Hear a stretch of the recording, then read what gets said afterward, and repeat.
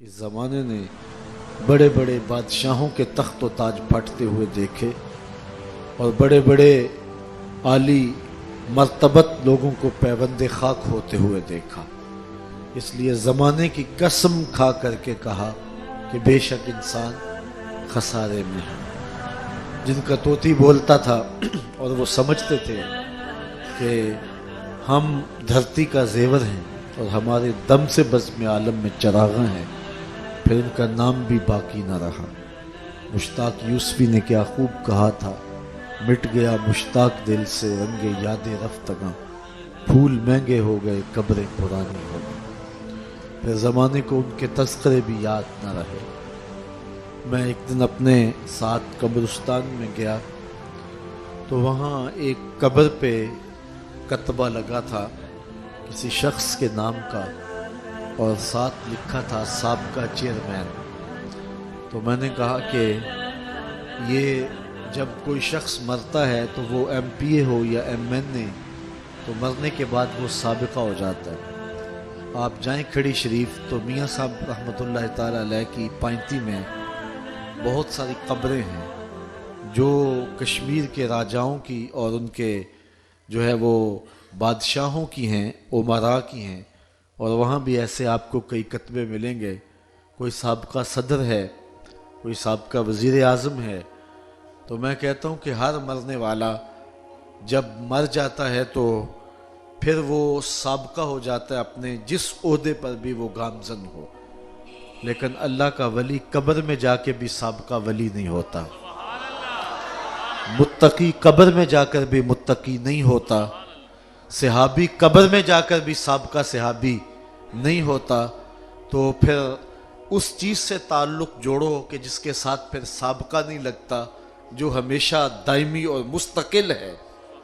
اقبال کا یہاں لہجہ دیکھیے، اقبال یہ کس کے عشق کا فیض عام ہے، رومی فنا ہوا حبشی کو دوام ہے۔ رومی سابقہ بادشاہ بن گیا لیکن حبشی آج بھی ممبروں میں ہے، خطبوں میں ہے، اور آج بھی لوگوں کے دلوں میں اور آماج گاہ قلب میں موجود ہے۔ تو قسم محبوب زمانے کی، بے شک انسان خسارے میں ہے۔ محبوب کے زمانے کی قسم فرما کر کے زمانے کی انسان کے خسارے کو بیان کیا کہ زمانہ گواہ ہے کہ انسان خسارے میں جا رہا ہے۔ دوسری بات امام راضی نے یہاں خسارے سے مراد جو لیا ہے وہ وقت عصر ہے۔ جب سورج مائل بغروب ہو اور ہر چیز کا سایہ اصلی سائے کے علاوہ 2 گنا ہو جائے، اس وقت سے لے کر کے سورج کے ڈوبنے تک کا وقت جو ہے وہ وقت عصر کہلاتا ہے۔ یہ 1 گھنٹہ 20-25 منٹ ہوتا ہے، تو اس وقت کو وقت عصر کہتے ہیں۔ تو عصر کے وقت کی قسم کر کے کہا بے شک انسان خسارے میں۔ تو پھر قسم اور جواب قسم کا تعلق کیا ہوا؟ تو غافل انسان کو تنبیہ کی گئی کہ خسارے کا سودا نہ کرنا، اور قسم وقت عصر کی کہ جب سورج عصر پہ چلا جائے تو بہت جلد ڈوب جاتا ہے۔ تیری زندگی کا سورج بھی ڈوبنے کو ہے اور تو عصر کے وقت پہ ہے، دیگر تے دن گیا محمد اوڑک نو ڈوب جانا۔ تو یہ غافل کو تنبیہ ہے۔ تیسرا مفہوم امام راضی نے جو یہاں بیان کیا ہے وہ یہ ہے کہ عصر سے مراد نماز عصر ہے۔ اس کا اور جواب قسم کا کیا تعلق ہے؟ علماء کہتے ہیں کہ عصر کا وقت انتہائی اہم ہوتا ہے۔ گھر کو جانے کی جلدی بھی عصر کے وقت، گاہک کا زور بھی اس وقت پہ آن پڑا، دکان بھی سمیٹنی ہے اور گھر بھی جانا ہے، تو بہت سارے لوگوں کی نماز عصر رہ جاتی ہے۔ اس لیے غافل کو تنبیہ کی گئی کہیں خسارے کا سودا نہ کر بیٹھنا، اور کاروبار کے بدلے نماز نہ چھوڑ دینا، گھر جانے کی جلدی میں نماز نہ چھوڑ دینا، اور گاہک کا خیال کر کے رزق کے دھیان میں رازق کو بھول نہ جانا۔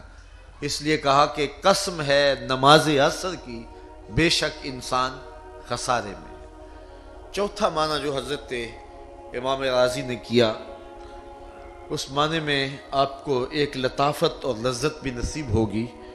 وہ فرماتے ہیں کہ عصر سے مراد مطلق زمانہ نہیں ہے، بلکہ عصر سے مراد مخصوص زمانہ ہے، اور وہ زمانہ ہے جناب رسالت مآب صلی اللہ علیہ وسلم کا۔ اللہ تعالیٰ نے اپنے محبوب کے زمانے کی قسم کر کے کہا مجھے قسم تیرے عہد ہمایوں کی، مجھے قسم تیرے دور خوش خصال کی، مجھے قسم تیرے خوبصورت اور حسین زمانے کی کہ بے شک انسان خسارے میں ہے۔ انسان کا خسارہ بیان کرنے سے قبل اللہ نے محبوب کے زمانے کی قسم کی، اور امام رازی نے اس پہ دلیل بھی دی۔ فرماتے ہیں کہ اسی کو اختیار کیا بہت سارے لوگوں نے، اور دلیل یہ دی کہ سورۃ البلد میں اللہ نے اپنے محبوب کے مقام